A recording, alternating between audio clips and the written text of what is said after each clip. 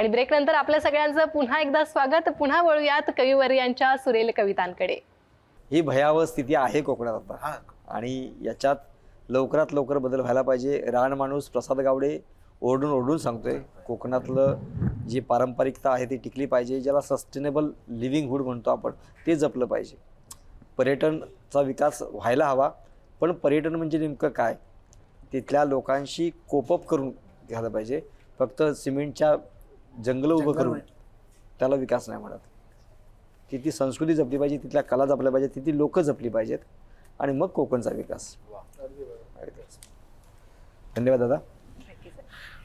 आपण पाहिलं कोकणातल्या मातीतला सुगंध सर तुम्हीही सादर केली आणि तुम्हीही सादर केली. एक वेगळा नवीन लहेजा ऐकून मलाही फार छान वाटलं आणि पहिल्यांदाच ही भाषा कदाचित कानावर आली म्हणून आणखीच आनंद झाला. पुन्हा यात कवितेच्या विषयाकडे. मी आधी सर तुम्हाला विचारलं की लेखकाला जेव्हा भेटतात तेव्हा एक वेगळी उत्सुकता असते. साहित्यिक लेखक हे प्रत्येक कवीचे आयडल असतात. त्यामुळे मी तुझ्याकडे येते आदित्य. तुझा कसा अनुभव आहे, कारण साहित्याचं पार्श्वभूमी होती आणि त्यानंतर मग आता तुझा आयडल कोण असं साहित्यिक आणि तुझा कसा अनुभव त्या साहित्यिकांसंदर्भात? मला या सगळ्या म्हणजे बालपणापासूनच वातावरण घरात होतं आणि मग जे मला मित्र भेटले आणि मग ज्या प्रकारच्या वातावरणात मुळात माझ्या आयुष्यात प्रवास नावाची एक फार सुंदर गोष्ट आली. त्याच्यामुळे वेगळ्या प्रकारे मला हा प्रवास घडवत गेला कवितेबरोबर. त्यामुळे मला असं प्रचंड मुद्दावून वाटतं की प्रत्येक कवी हा तत्वज्ञ असतो. आणि त्या तत्वज्ञाची समज जितकी खोल तितकी कविता जास्त उभारून येते असं मला वाटतं. आणि असे अनेक थोर कवी आपल्या परंपरेने आपल्याला दिलेले. त्यात अनेक कवी जवळचे आहेत. म्हणजे मी नावं घेत बसतो तर आपला एक वेगळाच कार्यक्रम खरं तर सुरू होईल. म्हणजे अक्षरशः अटल बिहारी यांच्या कडेवर बसण्याचा प्रसंग तो अगदी तर तो एक प्रसंग बराच किस्सामध्ये ह्याच्यामध्ये व्हॉट्सअपमध्ये पण बराच फिरला. पण त्याचबरोबर अनेक थोर कवी आमच्या घरात असायचे. आम्ही अनेक कार्यक्रमांना जायचो. पण एक मुद्दा म्हणून तत्वज्ञ मी जे म्हटलं ना तो कसा तुम्हाला भेटतो अचानक. बघा शंकर वैद्यांचा किस्सा मला आठवतो. मी एक 8वी-9वीत असेन मी आणि एका कार्यक्रमाच्या निमित्ताने शंकर वैद्य सरांना त्यांची भेट झाली आणि त्यांच्याशी गप्पा मारताना त्या 8वीतल्या आदित्याला शंकर वैद्यांनी प्रश्न विचारला की गप्पा मारता मारता की आदित्य तू संध्याकाळी काय करतोस? मी एकदम चपापलो की हा अचानक काय प्रश्न, म्हणजे मला संदर्भ कळला नाही की संध्याकाळी काय करतो. म्हणजे माझे क्लासेस असतात म्हटलं किंवा मी जातो बाहेर, अशा एक वेग त्या बालबुद्धीला साजेसं उत्तर त्यांना मी दिलं. पण त्याच्यानंतर मग तो जो तत्वज्ञ आहे तो बाहेर आला आणि मला तो तत्वज्ञ म्हणाला की आदित्य तू संध्याकाळी जे करशील आत्तापासनं तुमच्या पुढच्या आयुष्यात संध्याकाळी तू जे जे करशील हे खरं तर मी सगळ्याच आत्ता या तरुण पिढीला जे कोणी माझे विद्यार्थी ऐकतात किंवा जे कोणी माझे तरुण मित्र ऐकतात त्यांना सगळ्यांना मी हे सांगतोय. शंकर वैद्य सर मला म्हणाले की जे जे तू संध्याकाळी करशील त्यावरती तुझी उद्याची पहाट अवलंबून आहे. केवढा मोठा विचार.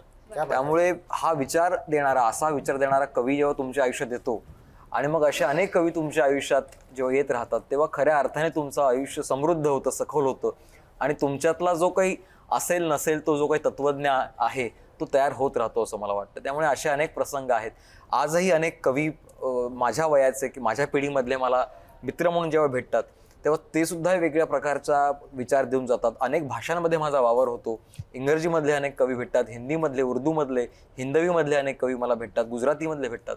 त्यामुळे तुम्ही जितकं भेटाल, जितकं फिराल, जितक्या माणसांना कवींना तुम्ही बघाल, त्यांच्याशी संवाद साधाल तितकं तुम्ही छान जास्त म्हणजे मला असं वाटतं की तुम्ही छोटे होत जाल आणि त्या छोटं होण्यामध्ये जास्त आनंद आहे मला असं वाटतं. कारण तुम्हाला ही भव्यता कवितेची आणि या सगळ्या मोठ्या माणसांची तुम्हाला ही दिव्य सूर्यप्रकाशासारखी तुमच्या समोर सतत येत राहते.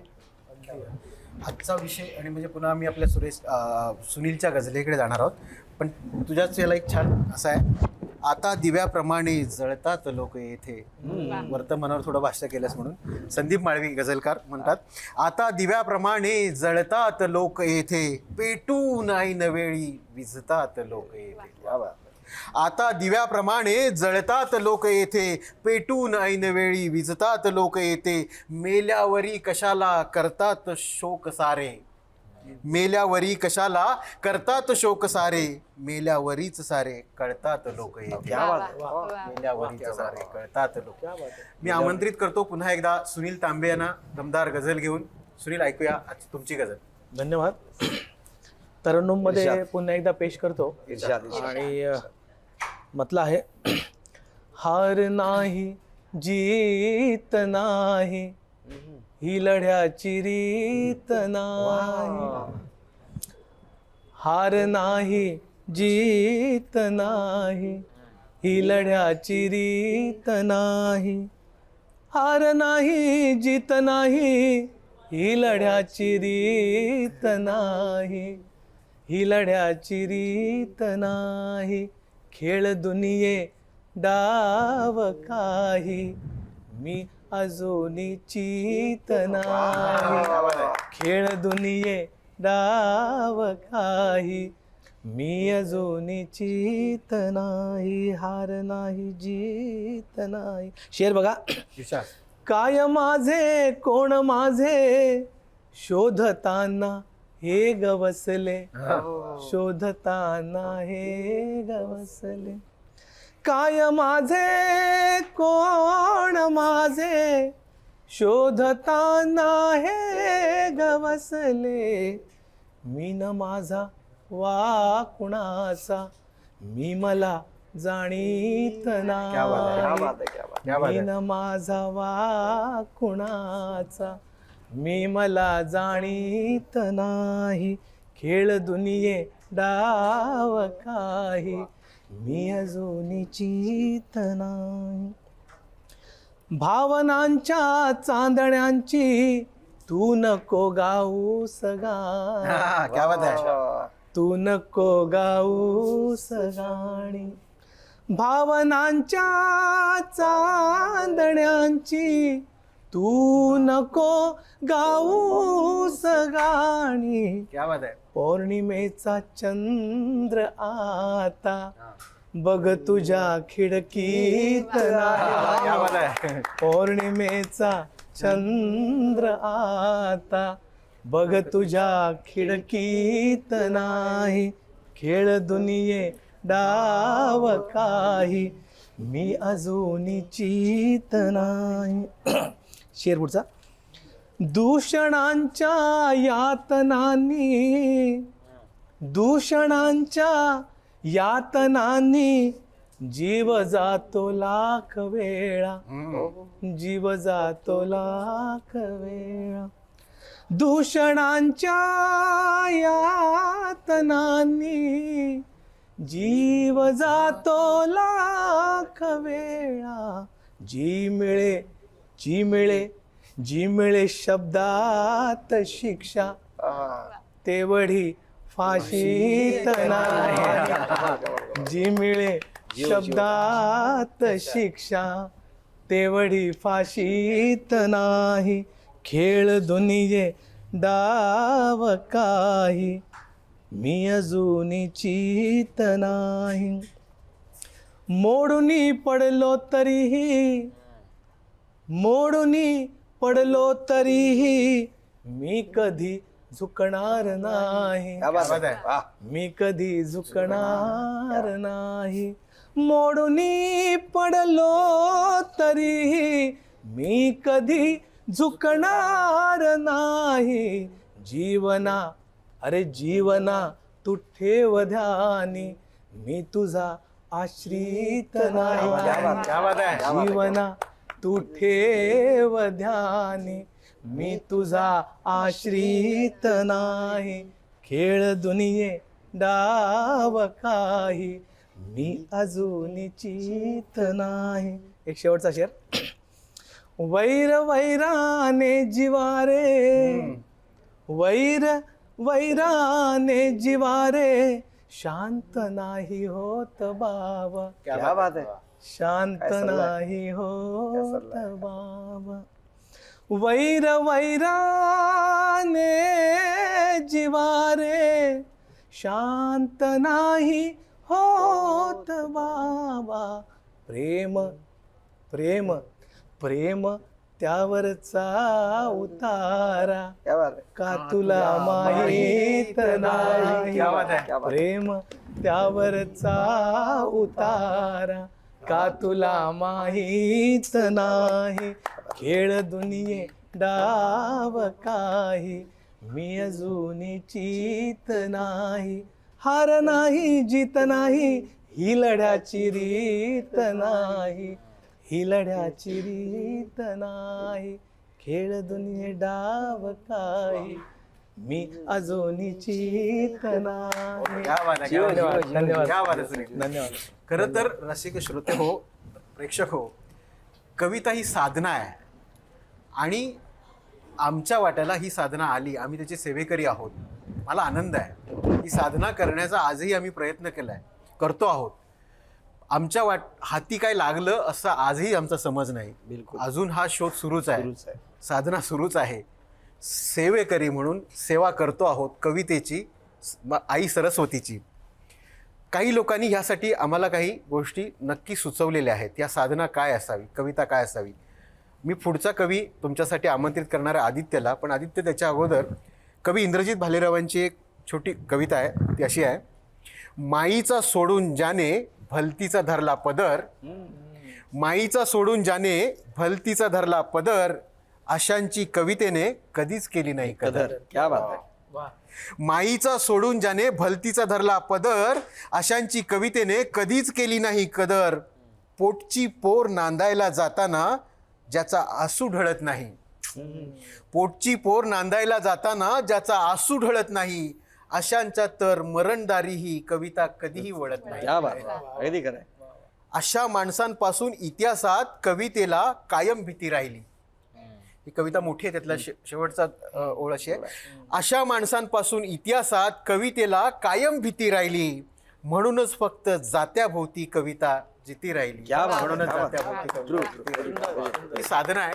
या साधनेला आम्ही बसलेलो आहोत. म्हणून पुन्हा एकदा सांगतो, नम्रपणे सांगतो, हाताला फार काय लागलंय असा आमचा दावा नाही. जे लागलं ते तुमच्या समोर आम्ही मांडत आहोत. ऐकूया पुन्हा एकदा आदित्यला. वा. गेल्या वर्षी 2024 मध्ये मी 40 कडव्यांची कविता केली. 40 कडवे. आता ही कडवी कुठली होती, तर ही प्रवासाची कडवी होती. आता प्रवासाची का, तर गेल्या वर्षी मी भारत भ्रमण केलं अरे वा. आणि त्यातला प्रत्येक दिवस म्हणजे एका कडव्यासारखा होता. आणि अशी ही 40 दिवसांची कविता माझी पूर्ण झाली. कन्याकुमारीपासून म्हणजे तमिळनाडूपासून सुरुवात केली प्रणिता, आणि मग तमिळनाडू, आंध्र प्रदेश, ओडिसा, पश्चिम बंगाल, बिहार, उत्तर प्रदेश, उत्तराखंड, राजस्थान, पंजाब, गुजरात अशी 10 राज्ये एकटी भटकून आलो. प्रवास केला पाहिजे असं मला. एकच मिनिटं थांबवतो. तुझे हा 40 खंडांची काय 40 कडव्यांची. कडव्यांची कविता, तशीच तू वारी पण केली. हो, गेल्याच्या गेल्या वर्षी मी वारी वारी केली, केली, पूर्ण वारी केली. पूर्ण वारी केली. कविता आहे म्हणजे वारी हीच कविता आहे. अक्षरशः. तू अनुभवलीस. अक्षरशः. आम्ही तुकड्या तुकड्याने अनुभवले, जेव्हा जेव्हा जमेल नाही, तू पूर्ण अनुभव. पूर्ण अनुभवली. भारत ही कविता आहे. हो. भारत काय जमीन तुकडा नाही, जमीन 100%. त्यामुळे त्यामुळे थोडा त्रास दिला. नाही, अक्षरशः पण फिरलं पाहिजे मला असं वाटतं. आणि कवीने तर मुद्दामून फिरलं पाहिजे, कारण आपली पोतडी अनुभवाची असते आणि त्या अनुभवाच्या पोतडीमध्ये तुम्हाला जितके रंग टाकता येतील, जितकी माणसं त्यांचे अनुभव भरता येतील, तितकी तुमची कविता समृद्ध होते असं मला वाटतं. मी सोलो प्रवास खूप केला आहे, अजूनही करतो. पण एक गंमत सांगावीशी वाटते की मला अनेक जण विचारतात की तुला 2 प्रश्न विचारतात बरं का, त्यात माझे फोटो बरे येतात सोलो प्रवासातले. तर मला एक विचारतो, तू एकटा भटकतोस, तुझे फोटो कोण काढतं? त्यामुळे त्यांना मी सांगायचं ते उत्तर तेव्हा देतो. पण दुसरा प्रश्न महत्त्वाचा असतो, तो असा की एकटा भटकत असताना तुला कविता खूप सुचत असतील ना. तर मला इकडे मुद्दाम सांगावं असं वाटतं की मला एकटं भटकताना, असा सोलो प्रवास करताना एकही कविता आजपर्यंत सुचली नाहीये. एक कविता तुम्हाला आता मी जी ऐकवणार आहे, हा जो काही 40 दिवसांचा प्रवास मी केला, तो करून मी घरी आलो. घरातल्या माझ्या त्या जागी बसलो होतो आणि सगळा तो 40 दिवसांचा माहोल, ती माणसं, त्यांनी दिलेले अनुभव, गुरुद्वारात राहिलो, धर्मशाळेत राहिलो, हॉस्टेलमध्ये राहिलो, अगदी मिळेल ते खाल्लं, ज्याने दिलं त्याची अर्धी चपाती सुद्धा मी आनंदाने स्वीकारली. अशा सगळ्या प्रकारामध्ये हा सगळा अनुभव, या सगळ्या आठवणी मनामध्ये ताज्या असताना, सगळा तो कालवा मनामध्ये जागला असताना एका स्ट्रोकमध्ये एक कविता माझी तयार झाली घरामध्ये असताना. तर ती मला ऐकवायची आहे. या कवितेमध्ये कुठल्याही व्यक्तीचा, कुठल्याही जागेचा किंवा अशा कुठल्याही प्रकारच्या प्रवासातल्या थेट अनुभवाचा उल्लेख नाही, पण तरीसुद्धा मला असं वाटतं की ही जी कविता आहे ती ह्या सगळ्या प्रवासावरती, अनुभवावरती 40 दिवसांवरती केलेली कविता आहे. कवितेचं शीर्षक आहे स्थिती. नाजूक हळव्या रंगांचा या सोडून द्यावा भार, नाजूक हळव्या रंगांचा या सोडून द्यावा भार, इथेच यावा मृत्यू आणिक पार करावे द्वार. नाजूक हळव्या रंगांचा या सोडून द्यावा भार, इथेच यावा मृत्यू आणिक पार करावे द्वार. ताड ताड मग चालत जावे नक्षत्रांच्या गावी, ताड ताड मग चालत जावे नक्षत्रांच्या गावी, उल्का झेलून ओवून त्यांची सुरेख माला व्हावी. चूळ भरावी आणि वहावी आकाशातील गंगा, चूळ भरावी आणि वहावी आकाशातील गंगा, हजार सूर्यांभवती व्हावा एकला आपुला दंगा. ग्रहताऱ्यांना जरब बसावी असे करावे काही, क्या बात आहे. ग्रहताऱ्यांना जरब बसावी असे करावे काही, आपण येता बिचकून जाव्या दिशा बापुड्या दाही. पृथ्वीवरुनी निघून जाणे वसूल होऊन जावे, क्या बात आहे. पृथ्वीवरुनी निघून जाणे वसूल होऊन जावे, ब्रह्मांडावर हक्क सांगुनी असेच मस्त राहावे. ब्रह्मांडावर हक्क सांगुनी असेच मस्त राहावे, असेच मस्त राहावे. प्रवास केला पाहिजे. मला असं वाटतं की आपण ब्रह्मांड प्रवासी आहोत. आपण फार आपलं शहर, आपलं गाव, आपला देश करत राहतो. फार मोलाचा माणसाचा जन्म आपल्याला मिळालाय, आणि माणसाचा जन्म मिळालाय म्हणजे आपण प्रवास करू शकतोय. आपले सगळे आदिमानव किंवा आपले सगळे आपली ओरिजिन, आपला सगळा जो मुळारंभ आहे तो प्रवासातून निर्माण झालाय, आणि आपण सगळ्या स्थायिक झालोत. एका जागी आपण साचलोत. जितके प्रवाही होऊ आपण तितकी आपल्यातली कविता ही जास्त मोलाचा सल्ला आहे नवीन कवींसाठी, सगळ्यांसाठी प्रवाही राहिला पाहिजे. मला जेव्हा आदित्य बोलत होता तेव्हा आमच्या बागवे सरांची कविता मला आठवली. म्हणजे कवी फार सुंदर वर्णन, म्हणजे तो असा मी मांडत होता, तत्वज्ञान मांडत होता, ओशो मांडत होता, जय कृष्णमूर्ती आदित्य मांडत होता, ज्ञानेश्वर माऊली मांडत होता, जे सगळं तत्वज्ञान भारतीय तत्व. कवी असाच असतो. म्हणजे त्याला आधी नायगावकर सर फार छान म्हणतात, कवीला दूरदृष्टी असते, त्याला दूरचं दिसतं पण जवळचा खड्डा दिसत नाही, तो तिथे पडतो. तो विनोदाचा भाग सोडला आणि त्यातला नर्मविनोद शोधला. तर मला कविता आठवली ती अशी, कवी जेव्हा बोलतो प्राणातून तेव्हा त्याला नसतं हसायचं. किती प्राणातून बोलत होता. कवी जेव्हा बोलतो प्राणातून तेव्हा त्याला नसतं हसायचं, कवी जेव्हा बोलतो प्राणातून तेव्हा कवितेसारखं बसायचं. कवी बोलतो खूप बोलतो, कवी बोलतो खूप बोलतो, नदीच्या भरल्या काळजात जसा पूर हलतो. कवी बोलतो ना तेव्हा धरती ऋतू होते, कवी बोलतो तेव्हा धरती ऋतू होते, कवी बोलतो आकाश उतू जाते. कवी जेव्हा बोलतो ना फुलांबद्दल फूल होऊन, कवी जेव्हा बोलतो ना फुलांबद्दल फूल होऊन, तेव्हा आपण ऐकायचं असतं त्याच्या कडेवरचं मूल होऊन. आपण ऐकायचं असतं कडेवरचं मूल होऊन. आदित्य जेव्हा बोलत होता तेव्हा सगळं असंच होतं. आम्ही सगळे कडेवरचं मूल होऊन कवितेच्या ऐकत होतो, असा प्रसंग. आपण आता हळूहळू कार्यक्रमाच्या समारोपाकडे जाणार आहोत, म्हणजे आलेलो आहोत. खरं तर प्रणिताची वेळ मी जास्त तिच्याकडे मागून घेतोय. तिला रोज तुम्ही टी व्हीवर पाहता, ती रोज तुमच्याशी बातम्यांच्या माध्यमातून बोलत असते, तेव्हा थोडंसं आज मी जास्त बोलतोय. तर प्रणिताची क्षमा मागून मी तिची वेळ घेऊन मी आता सुनील तांबेंना आमंत्रित करणार आहे, आणि सुनीलने गझल ऐकावी. एक मिनटं, मी सुनीलच्या अगोदर मी आमंत्रित करतो पांडुरंग जाधव यांना. पांडुरंगाचं नाव घेतल्याशिवाय समारोपाकडे कसं जायचं. बस एक तुकडा अगदीच पुन्हा एकदा वयाला साजेसा असा, आणि पुन्हा एकदा तुटलेलं प्रेम वगैरे. तर तू दिलेली प्रत्येक जखम दागिन्याप्रमाणे मिरवत आहे, तू दिलेली प्रत्येक जखम दागिन्याप्रमाणे मिरवत आहे, तुझ्याकडून शिकलेले सारे धडे पुन्हा पुन्हा गिरवत आहे. म्हणजे जे मॅरिड आहेत त्यांना कळतं बरोबर. तुझ्याकडून शिकलेले सारे धडे पुन्हा पुन्हा गिरवत आहे, झाले गेले विसरून जा म्हणतेस, कसा विसरू आठवणींची करवत आहे. झाले गेले विसरून जा म्हणतेस, कसा विसरू आठवणींची करवत आहे, लागला आहे चकवा दोघांनाही, तोच आपल्याला फिरवत आहे, तोच आपल्याला फिरवत आहे. तू दिलेली प्रत्येक जखम दागिन्यांप्रमाणे मिरवत आहे, वा. दागिन्यांप्रमाणे मिरवत आहे. जाधव साहेबांचा चकवा त्यांना लागलेला आहे, म्हणजे कवितेचा चकवा नक्की लागलेला आहे. कवितेचा चकवा नक्की लागलेला आहे. कुठली आपल्याला माहिती नाही. आपण ऐकूया सुनील तांबेंची गझल. धन्यवाद प्रशांत. मतला पुन्हा तरन्नुममध्ये. गाफील यौवनाचा तू सोस भार आता, गाफील यौवनाचा तू घोस भार आता, गाफील यौवनाचा तू सोस भार आता, श्वासास वादळाने केले चुकार आता, गाफील यौवनाचा तू सोस भार आता. शेर बघा.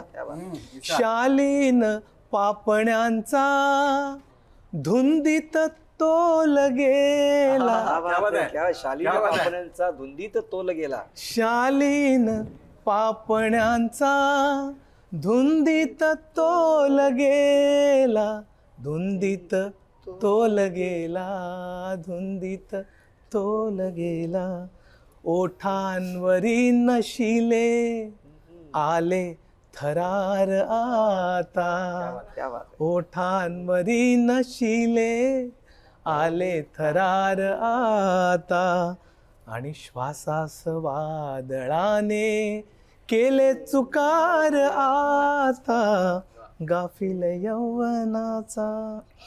पुढचा शेर बघा. माझा न राहिलो मी, ना राहिली तुझी तू, माझा न राहिलो मी, ना राहिली तुझी तू, आयुष्य उधळण्याचे झाले करार आता, आयुष्य उधळण्याचे सोबतीचा करार झाला, झाले करार आता, श्वासास वादळाने केले चुकार आता, गाफील यौवनाचा. खैरात काळजाची, शेर आहे.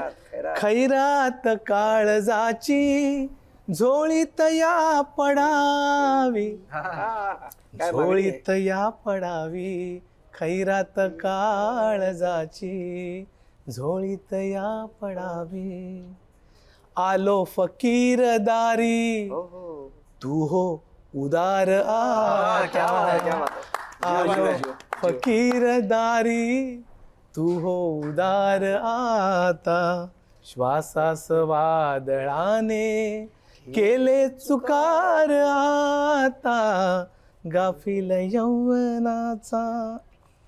सांगून टाकला मी, सांगून टाकला मी, भलता तुला इरादा, भलता तुला इरादा, सांगून टाकला मी, भलता तुला इरादा, लाजून लाघवी दे मज तू नकार आता, लाजून लाघवी दे मज तू नकार आता, श्वासास वादळाने केले चुकार आता, गाफील यौवनाचा.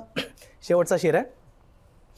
या रेशमी घनांच्या, या रेशमी घनांच्या धारा जीवा शराबी, या रेशमी घनांच्या धारा जीवा शराबी, मी कोण हाय झालो मदहोश पार आता, मी कोण हाय झालो मदहोश पार आता, श्वासास वादळाने केले चुकार आता, गाफील यौवनाचा तू सोस भार आता.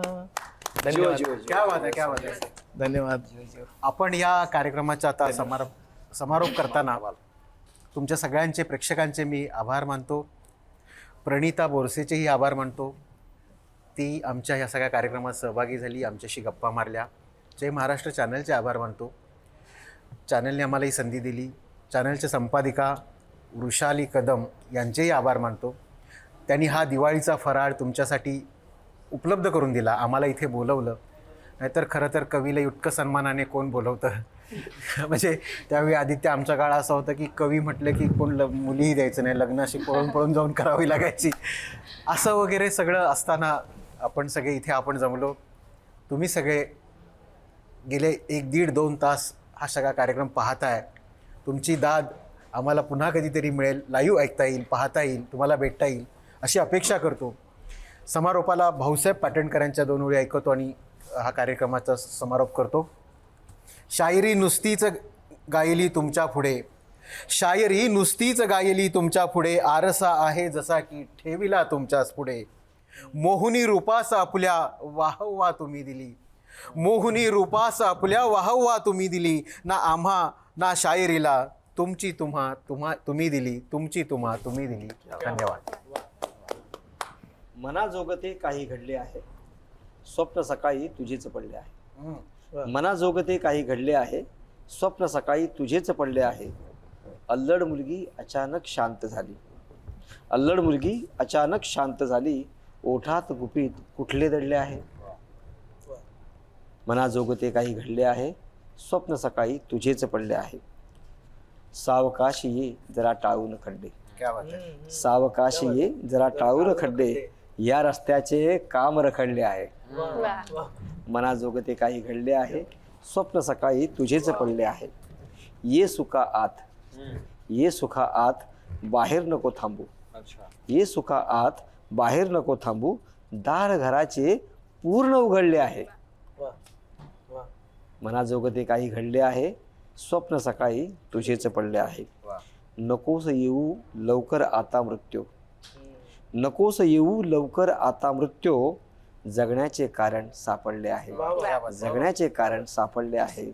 मनाजोगते काही घडले आहे, स्वप्न सकाळी तुझेच पडले आहे, स्वप्न सकाळी तुझेच पडले आहे. बऱ्याचदा असं होतं की आपल्याला कविता सुचणं काही दिवस थांबतं आणि मग ती पुन्हा एकदा येते, ब्लॉक येतो. सो अशा वेळी मग खऱ्या अर्थाने मला असं वाटतं की कवितेचा अर्थ कळतो. आपल्या सगळ्या या धकाधकीच्या जीवनामध्ये काय आहे, तो ती अर्थ सांगणारी कविता आहे. ती अशी आहे, मुक्तछंदातली आहे. नोटेचा कागद, नोटेचा कागद, प्रॉपर्टीचा कागद, जाहिरातीचा कागद आणि कवितेचा. क्या बात आहे. इथे मेक आहे, इथे मेक आहे. नोटेचा कागद, प्रॉपर्टीचा कागद, जाहिरातीचा कागद आणि कवितेचा मी एकदा एकत्र केले तर कविता सोडता इतर सगळ्या कागदांच्या आत मला अर्थ दिसला. अर्थ. क्या बात आहे. नोटेचा कागद, प्रॉपर्टीचा कागद, जाहिरातीचा कागद आणि कवितेचा एकदा मी एकत्र केले तर कविता सोडता इतर सगळ्या कागदांच्या आत मला अर्थ दिसला. कवितेचा कागद बाहेर काढला तर बाकीच्या कागदांवरची अक्षरं पुसटली. अरे कवितेचा कागद बाहेर काढला तर बाकीच्या कागदांवरची अक्षरं पुसटली. कागद परत ठेवला तर अक्षर उमटली. कवितेच्या कागदात अशी काय जादू आहे, कवितेच्या कागदात अशी काय जादू आहे. तिच्या एकटीच्या असण्याने तर या इतरांना अर्थ आला नसेल ना अर्थ. क्या बात आहे. तिच्या एकटीच्या असण्याने तर या इतरांना आला नसेल ना अर्थ. की बाबा. Yes. आदित्यच्या कवितेनंतर मला कुसुमाग्रज यांची कविता आठवली. ती अशी आहे. विजयासाठी कविता माझी कधीच नव्हती, म्हणून नव्हती भीती तिला पराभवाची. विजयासाठी कविता माझी कधीच नव्हती, म्हणून नव्हती भीती तिला पराभवाची. जन्मासाठी अडून केव्हा नव्हती बसली, म्हणून नाही खंत तिला मरावयाची. वा वा. असं कवितेचं अजरामरपण घेऊन आलेल्या आदित्यच्या कवितेनंतर आपण पुन्हा एकदा जाणार आहोत गझलेकडे. मी सुनील तांबे यांना आमंत्रित करतो. सुनील तांबे. म्हटला माझ्या तना मनाची जाळीत वात गेलो, माझ्या तना मनाची जाळीत वात गेलो. अंधार प्राशुनी मी उजळीत रात गेलो, माझ्या तना मनाची जाळीत वात गेलो.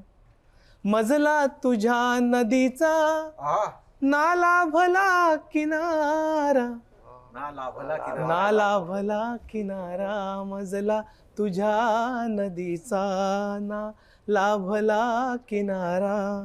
मी ओंडक्याप्रमाणे नुसता वाहत गेलो, मी ओंडक्याप्रमाणे नुसता वाहत गेलो. अंधार प्राशुनी मी उजळीत रात गेलो, माझ्या तना मनाची जातीत माणसाला कोणी विभक्त केले, कोणी विभक्त केले. जातीत माणसाला कोणी विभक्त केले. मी शोध घेत याचा अश्मी युगात गेलो, मी शोध घेत याचा अहो अश्मी युगात गेलो. अंधार प्राशुनी मी उजळीत रात गेलो, माझ्या तना मनाची. शेवटचा शेर घेतो. फुटला मनास माझ्या बघ कोंब चांदण्याचा, फुटला मनास माझ्या बघ कोंब चांदण्याचा. मी पौर्णिमेत सजणी तुझिया नहात गेलो, मी पौर्णिमेत सजणी तुझिया नहात गेलो. अंधार प्राशुनी मी उजळीत रात गेलो, माझ्या तना मनाची जाळीत वात गेलो, जाळीत वात गेलो. Bravo Bravo. धन्यवाद. आदित्य, मी एक वेगळी कविता लिहिली होती, ती अशी की आपल्या ठाण्याच्याच तीनात नाक्याला पोलिसांवर एका माणसाने हात उगारला. ते मला पटलं नाही. म्हणजे आता ही दिवाळी सुरू असताना पोलीस उभा आहे सुरक्षेसाठी म्हणून आपण आनंदात आहोत, सैनिक उभा आहे ते म्हणून आपण सुखाने आहोत, सुरक्षित आहोत. तर तो प्रसंग पाहिल्यानंतर माझ्या मनाला ज्या वेदना झाल्या त्या मी या कवितेत मांडल्या. त्या अशा आहेत. पोलीस जगला पाहिजे अशी कविता आहे. पोलीस मेला तरी चालेल, आपण जगलो पाहिजे. आपली भावना काय असते नेहमी. पोलीस मेला तरी चालेल, आपण जगलो पाहिजे. पोलिसाने अखेरच्या क्षणापर्यंत सैनिकासारखे वागलं पाहिजे. पोलीस दहशतवाद्याच्या हातून मरतो, पोलीस दहशतवाद्याच्या हातून मरतो, नक्षलवाद्याच्या तर हिट लिस्टवर असतो. पोलीस दरोडेखोराकडूनही मारला जातो, पोलीस दरोडेखोराकडूनही मारला जातो. पोलीस गँगवॉरमध्येही गोळी झेलतो. कधी हृदयविकाराने, कधी अतिताणाने, कधी हृदयविकाराने, कधी अतिताणाने, कधी आजाराने, तर कधी दम्यानेही मरतो पोलीस. आता तर सामान्य माणसाच्या हातूनही मारला जातो पोलीस. पोलीस मेला तरी चालेल, आपण जगलो पाहिजे. काय भाव आहे हा सगळा आपला. पोलीस वरिष्ठांच्या जाचानेही मरतो, पोलीस वरिष्ठांच्या जाचाने मरतो. पोलीस सिस्टीमच्या त्रासाने मरतो. बदली झाली तरी मरतो आणि बदली नाही मिळाली तरी मरतो पोलीस. पोलीस वसाहतीत तर रोज कुत्र्यासारखं मरण मरतो पोलीस. वसाहतीत तर पोलीस रोज कुत्र्यासारखं मरण मरतो पोलीस. पोलीस घरच्यांच्या अपेक्षांचे ओझं घेऊनही मरतो. पोलीस घरच्यांच्या अपेक्षांचं ओझं घेऊनही मरतो. पोरांच्या भविष्याची काळजी करूनही मरतो पोलीस आणि बायकोच्या टोचण्या खाऊनही मरतो तोच पोलीस. हत्यार कमरेला असतानाही मरतो पोलीस. हत्यार कमरेला असतानाही मरतो पोलीस. बंदूक चालवली तरी मरतो पोलीस आणि बंदूक नाही चालवली तरीही मरतो पोलीस. पोलीस कितीही कर्तबगार असला तरी राजकारण्यांचे संरक्षण करीत करीत मरतो तो पोलीस. पोलीस कितीही कर्तबगार असला तरी राजकारण्यांचे संरक्षण करीत करीत मरतो तो पोलीस आणि कितीही चिडलेला असला तरी जय हिंद म्हणतो पोलीस. आणि कितीही चिडलेला असला तर जय हिंद म्हणतो पोलीस. तरीही पोलीस जगला पाहिजे. माझी विनंती आहे, तरीही पोलीस जगला पाहिजे. काही झाले तरी तो माणसासारखाच वागला पाहिजे. माणसाचे संरक्षण करतो पोलीस. माणसाचे संरक्षण करतो पोलीस. आणि माणूस असूनही माणसाकडूनच मारला जातो पोलीस. आणि माणूस असूनही माणसाकडून मारला जातो पोलीस. खरं तर सर तुम्ही आमचे आभार मानले किंवा जय महाराष्ट्राचे आभार मानले, यापेक्षा मला तुमचे सगळ्यांचे आभार मानायचे आहेत. कारण हा फराळ, अक्षरी फराळ तुम्ही आम्हाला दिला. त्यामुळे आता आमची दिवाळी अधिक उत्साही होणार आहे आणि अधिक आनंदमयी होणार आहे. जय महाराष्ट्राच्या प्रेक्षकांची ही दिवाळी मला नक्कीच वाटतं या कार्यक्रमामुळे आणखी छान होणार आहे. त्यामुळे सर, प्रशांत डिंगणकर सर, मी तुमचे खूप आभार मानते. आदित्य दवणे सर, तुमचेही आभार. पांडुरंग जाधव सर, तुमचेही मनापासून आभार. आणि सुनील तांबे सर, तुमचेही मनापासून आभार. आणि तुमच्या गजलींप्रमाणेच आमची दिवाळी पुढे सुरेख व्हावी अशी मी अपेक्षा व्यक्त करते. तुम्हा सर्वांना दिवाळीच्या खूप खूप शुभेच्छा. आणि जय महाराष्ट्राच्या या दिवाळी विशेष कार्यक्रमात तुर्तास इतकंच. या कार्यक्रमामुळे तुमची दिवाळी आणखी गोड होईल अशी आशा. जय महाराष्ट्र.